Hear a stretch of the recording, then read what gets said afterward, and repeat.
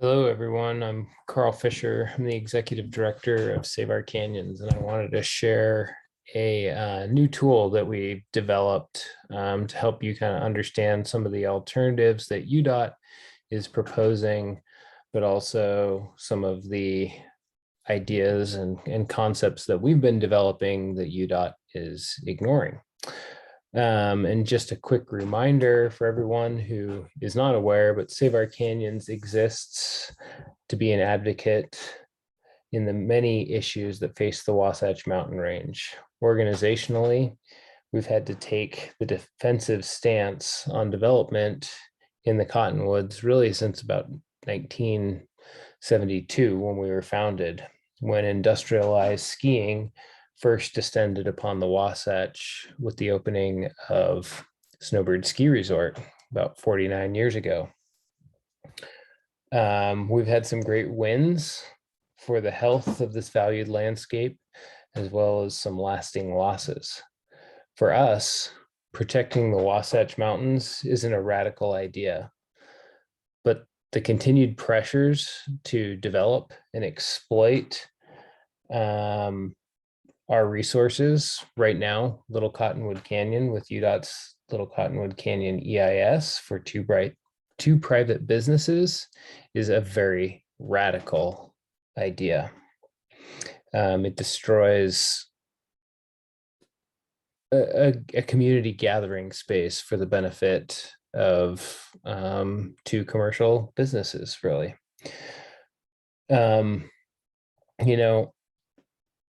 If the gondola was an actual solution for the Wasatch, Save Our Canyons would have to be supportive. But it isn't a solution for the Wasatch. It's a gimmick, it's a marketing tool, and it's a ploy targeted to excite, resort skiers. It is at best a solution in search of a problem, but at its worst, it's an invitation to perpetual development and a compromise of our shared community values of a wild and beautiful Wasatch Mountain Range. It exists not just for skiers, but for all users, whether it's families enjoying a camp out at Tanner's Flat campground, or climbers working on projects on boulders and the canyon walls in Little Cottonwood, not to mention the hundreds of thousands of people who rely on this very watershed in Little Cottonwood Canyon for their drinking water. The development proposals before us today set a dangerous precedent that will result in the continued destruction of more of the wild areas of the Wasatch, being connected by gondolas, as the vision of an interconnected, what they call One Wasatch, a massive resort complex is incrementally constructed over the years through a series of proposals. We aren't as fearful of the projects UDOT is deciding today as the projects that will inevitably come should a gondola be what the state of Utah wants to do in Little Cottonwood Canyon. It will increase development pressures unquestionably on not only Little Cottonwood Canyon, but Big Cottonwood Canyon as well. Many of us share the same vision, the same desire to access the mountains of the Wasatch. These places are threatened by climate change. And we want to get to these places without contributing the very emissions that are killing winter and threatening alpine life. Save Our Canyons, we all get this. We understand this.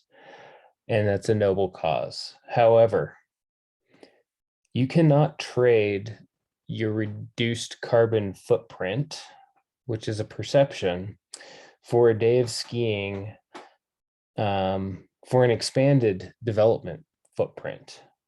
The development footprint is also our carbon footprint, coupled with habitat destruction and watershed degradation. We don't need additional infrastructure. We need to use the infrastructure we already have today more wisely, more sustainably, and more equitably. And just like the streams that come from the Wasatch are connected with their ultimate termini at the Great Salt Lake through a network of corridors and streams, our communities are already connected to our canyons, to our resorts, our trails, our crags, through a network of roads that today cars are driving on, but tomorrow buses, electric clean buses could be driving on. So part of our initial criticism of UDOT's process was that they're moving cars, not people. This was codified at a recent Sandy City Council meeting where UDOT stated that their goal is really only removing 30% of cars from the road because this is a transportation project. Would they do anything more than just removing 30%, say moving 50 or 70% of the cars off of the roadway? It would be a transit project because transportation projects are aimed at making corridors better for vehicles. Transportation projects or transit projects, excuse me, are aimed at getting people to the places they want or need to be more efficiently. We believe that the Wasatch needs transit, not transportation. And this is a key and fundamental reason why UDOT's EIS is flawed from the onset and why it is setting a dangerous precedent, because our future in these canyons will be car-centric if we don't take this moment in time and pivot towards transit. And this gets to the problem of what UDOT is actually, how they have defined the problem, because I think most of us in the public, in our communities, see the problems confronting the Wasatch Mountains very differently than UDOT has defined them, which is an issue of mobility and reliability. UDOT has unilaterally really rejected the vision of Mountain Accord and decades of canyon planning and coordination. They've disregarded the impacts to watershed, to wildlife, to the health of our forests, not to mention 3 entire seasons of use of people who are using these canyons outside of the winter months. This is totally outside of their scope. So we've developed this tool, hopefully give you an opportunity. You can go here to explore some of the alternatives. We've built a button for you to make quick comments to UDOT by the September 3rd deadline. But we're also asking you right now to take this extra step and to contact your local elected officials, contact your county council members, contact your city council members, contact your city and county mayors. This form will help you get in touch with your elected officials to let them know your opinion on this and ask them to speak up for us. Because if they're not speaking up for the Wasatch and for their communities, honestly, we don't really understand why they are in office, because they're not representing us. So click on explore the alternatives. We're going to start with what Save Our Canyons vision is, because we've been getting a fair number of comments about our criticisms of the proposals, but we haven't offered a solution or a vision. Well, here it is. And we have offered it in the past, but here's a new format for folks to look at it with. And our vision is really, well, it's pretty simple. Uh, the Wasatch are an island of wild, surrounded by a sea of people, and that sea is continually growing. We need to do a better job of connecting people to the canyons of the Wasatch without their vehicles. So again, the number one thing that we can do is meet people where they are at, rather than asking them to drive to the already over congested areas, mouths of the canyons. These are pinch points. We need to get people coming to nodes that are closer to their communities, that have parking, that have direct transit access, that have retail, that have restaurants, food and beverage establishments, and probably have some employee housing, because most of the resort workers can no longer live in our communities, given the way real estate is going. So having these nodes represented generally by these blue dots on the map, we need more of these nodes. If you guys have ideas as to where to put some of these nodes, particularly on the west side of Salt Lake, on the south and the north side of the Salt Lake Valley, we need your ideas, and we need to work with transportation planners, Wasatch Front Regional Council, UTA, to try and figure out ways to integrate these, and local planning commissions, how to give canyon centers or canyon base camps throughout Salt Lake Valley to give people better transit access to the Wasatch Canyons. But to get people to 2 points at the mouths of the canyons, it creates this funnel problem where the size of the roads can't support the volumes of people that are trying to get there. And we don't obviously blame people for wanting to be in the Wasatch. They're an incredible resource. So first and foremost, UDOT's goal of 30% reduction in private vehicles could be accomplished without major road construction, but requires higher vehicle occupancy, especially during peak hours, weekends, and holidays. So by requiring 4 or more people in a car that enter these canyons, you could remove 50% of the current vehicle traffic in the canyons. This is 20% greater than UDOT's 30% reduction. And it could come at a cost far less than the $500 million solution in search of a problem that the state is proposing.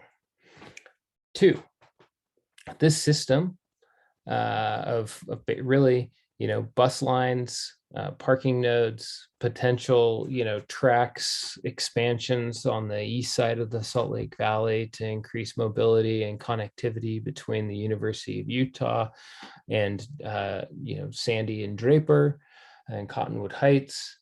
This system would operate year-round. In order to have year-round transportation into the Cottonwood Canyons serviced by mass transit, we need policy changes. We need legislative fixes for the management of our public lands in these areas. So to get a year-round transportation solution, we also need to forward the National Conservation and Recreation area legislation that we've been working on now for several years. But to have a year-round transportation, to train people to embrace mass transit, and to do this by starting with buses, which can start tomorrow, not 10 or 20 years from now, but within 18 to 24 months, we could have a better bus system up and running in these canyons, if we were to take this problem seriously. 3, we need to increase enforcement of the UDOT Cottonwood Canyon sticker program to ensure vehicles are compliant with snow tire and chain requirements under the traction law. And we need to make the traction inspection part of vehicle inspections, which, interestingly enough, the auto accidents and the removal of safety inspections, there seems to be a bit of a correlation there. Let's bring back safety vehicle inspections and include people getting traction stickers for the season by passing off their tires are safe to be driving in these canyons in winter conditions. We understand, however, that there might be days where the best policy might be to only have buses running up and down these canyons and prohibit personal automobiles from driving in these canyons. Maybe there's another type of certification that you can get, to a defensive winter driving sticker that might allow you to get up there on powder days if you pass a certain test. But you know,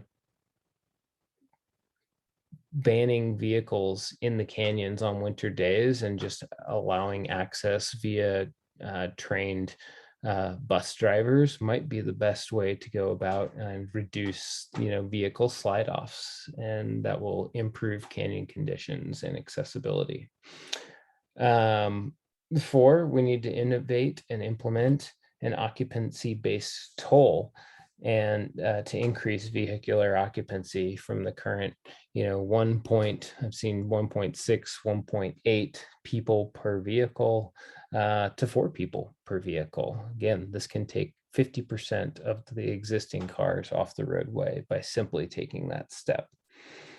One of the interesting issues that we've noticed, or as we've looked into UDOT's alternatives, is that while they're saying, and maybe I'll go to the bus concept real quick here, that UDOT had, while they're saying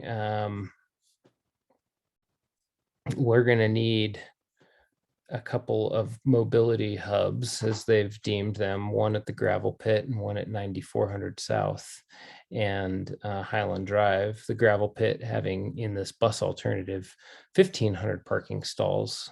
The 9400 South and Highland Drive having 1000 parking stalls, again, under the enhanced bus alternative. These stalls are only for Little Cottonwood Canyon. Big Cottonwood users are obviously going to utilize the parking. So either these parking garages are going to have to be much larger than 1500 and 1000 stalls respectively, or they're going to have to figure out a way to ban other canyon users from parking at these parking lots. Because they will not be able to get the mobility, the numbers of people they're claiming to get, if, say, 20, 30, 50% of the people going to these parking garages are visiting an adjoining canyon. Tolling. We need to implement tolling to incentivize, carpooling and occupancy. Again, during snow events, the roadway, the toll could be only to certain drivers who have passed a certain test, or only restricted to only buses only. But you can still get people up and down these canyons efficiently with those conditions. However, having these mobility hubs spaced throughout the valley rather than congested in the already congested areas of the canyons would actually improve the transit experience significantly. And then again, as I mentioned earlier, and the Save Our Canyons alternative, we really do need to have nodes all around the Salt Lake Valley. And we need help kind of figuring out where these nodes could be and how we can integrate them into some of the existing planning processes that are happening all throughout the increasingly developing Salt Lake Valley. Finally, funding. We realize none of this can happen without funding. And that's why part of this connected transportation concept includes encompassing particularly some of these nodes and likely some canyon businesses near the mouths of the canyons, potentially in a special service district that captures funds to help support the transit system, but also funds stewardship and restoration projects throughout the Wasatch Range. This is a source of funding that is not in existence today, but is desperately needed to keep up with the impacts of climate change, to mitigate the impacts of increasing visitation and recreation that's happening through these areas, to try and steward the resource and our recreation infrastructure that we're also lucky to have here throughout the Wasatch Canyons. All experimenting with some of these behavioral fixes can be done with a little bit of funding, not nearly the amount of funding that is being proposed by UDOT, which is on par with $500 million for both of their preferred alternatives. But they don't require any construction in our watersheds. They don't require expanded roads. They don't require building an unsightly gondola through a glacially carved canyon.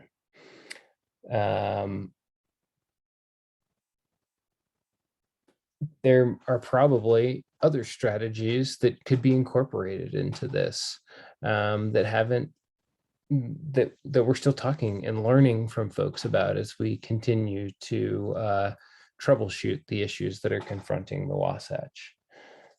But all these aforementioned strategies remove cars from the roadway and will help improve travel times and make way for improved bus service.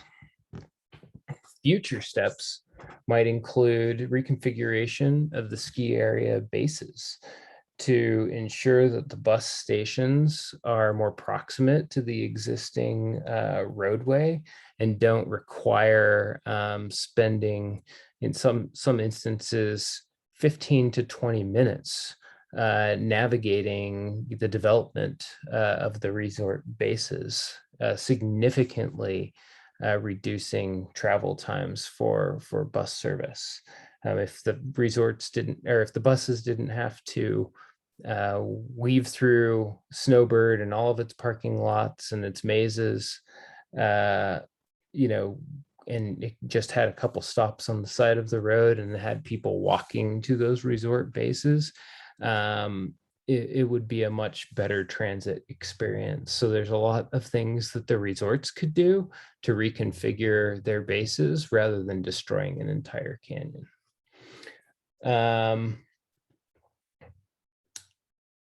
With more people being delivered by bus, less need and more utilization of the parking areas at the resorts additionally could accommodate some of this demand. So there's room at these parking areas that currently exist today, that if we remove cars from them, we're going to have better opportunities for mobility and design at the resort bases.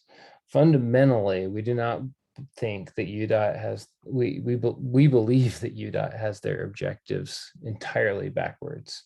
70% of the people should be on transit and 30% in cars. Of course, we feel like there's lots of room for improvement. 90, 95, 100% of people on transit is a noble goal, and we wholeheartedly support it. But people should not be in their cars. The masses should be back in transit, period. So let's go and now also look at the gondola proposal here. And I should note again, we've created these buttons. They're on each page, but you can comment to UDOT here. And you can also contact your elected officials by clicking this button down here at the bottom. But one of the fatal flaws of the gondola proposal is that the gondola requires a number of transfers. I think I have this tab here. There you go. So the gondola is from the bus to the base. They're saying it's 2 transfers. So let's think about it. You're coming from your home or your hotel. You got to park at this mobility hub here. That's and walk to a bus. That's 1 transfer. You take the bus to the gondola. That's 2 transfers. You take the gondola to Snowbird. And then you have to transfer to another gondola to get to Alta. So, there would be likely 3 transfers. However, adding people in their cars to this area of the canyon just exacerbates the problem. So really, the best solution in the future is taking transit from your home or your hotel to this hub, which will introduce a number of other transfers. So most people don't transfer more than 2 times on a trip. So introducing more transfers in this system, which will be a requisite in the coming years, is really a killer for this project. I mean, how many times do you want to help, take your stuff from one mode to another? If you have kids, it's even more difficult. This will make people want to take their cars rather than taking transit. And we're not really doing all that much to disincentivize people from driving their cars to these congested areas and into these congested canyons. So if we wanted to do better than removing, the 30% of people, about 1,000 people per hour, from on and moving them onto transit off of the roadway, the UDOT-EIS says that we would need over 30 acres or 7,000 parking stalls at the mouth of Little Cottonwood Canyon to accommodate that vision. And that's just for Little Cottonwood. And remember, these numbers that we're seeing, 592 million, removing 1,000 cars. These are costs and figures only for Little Cottonwood. Big Cottonwood Canyon has basically the same problem. So you can, if you want to add, resolving some of Big Cottonwood's problems, you have to double a lot of these figures. We're going to need more than 600 parking stalls. We're going to need 1,200 parking stalls. We're going to need over $1 billion. So these are just things to keep in mind. This isn't solving the problem, and this is a fatal flaw in the analysis. If we wanted to have enough parking for both Big and Little Cottonwood Canyons, we'd need between 12 and 15,000 parking stalls at the mouths of Big and Little Cottonwood Canyon. We feel like regardless, we're going to need that number of stalls, but they're better spaced all around the Salt Lake Valley, in closer proximity to where people are coming from, rather than foisting them on the mouths of these canyons.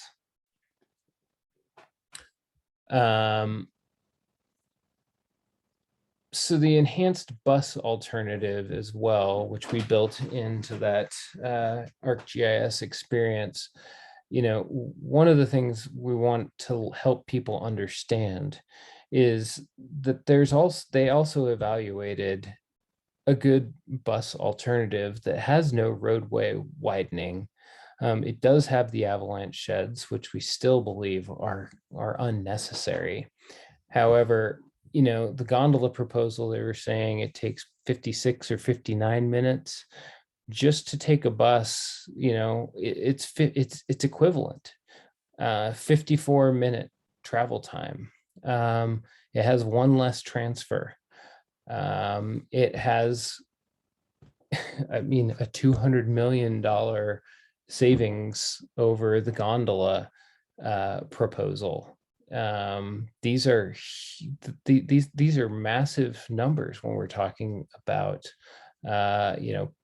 public monies and the problems that the public trust has to resolve.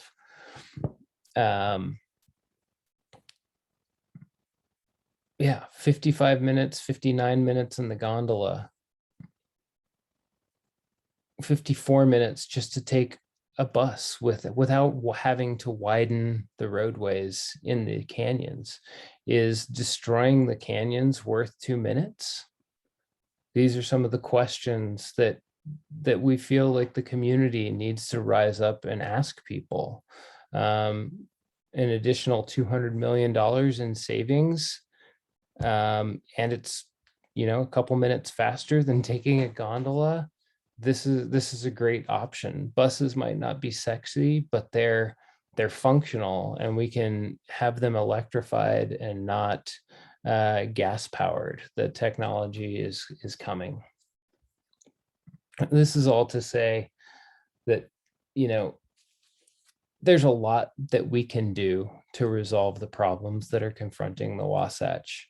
We want you to kind of explore some of these, to think about the network, to think about other users, to think about other values, wildlife and our water supply, namely, that are at stake with these proposals. Some of the things in the Save Our Canyons connected concept here are, these are just some of the things that we could do, but it isn't all that needs to be done. We believe that fixing the issues in our valley mobility system and enhancing our already built environments in our valleys and communities can help support the protection and the management and stewardship of our Wasatch Canyons. Together, we've defended the Wasatch against proposals like Ski Link, One Wasatch, resort expansions into White Pine and Grizzly Gulch, Nordic Valley's gondola between Nordic Valley and North Ogden, and even a gondola going up to the top of Bridalveil Falls. We've come together to protect ecosystems like Bonanza Flat and develop comprehensive legislation to do the same for 80,000 acres of your public land in the central Wasatch Range, which includes Little Cottonwood Canyon.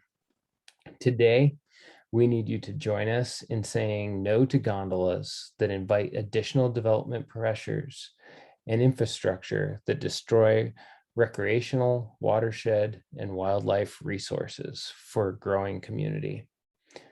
Say no to gondolas and road widening, but say yes to robust solutions that get to the root of the issues that confront our mountains and our communities. So join us today by taking some of the actions in this app, by sending comments to UDOT, but perhaps most importantly, contacting your elected officials, because we need their voices to elevate ours. Thanks.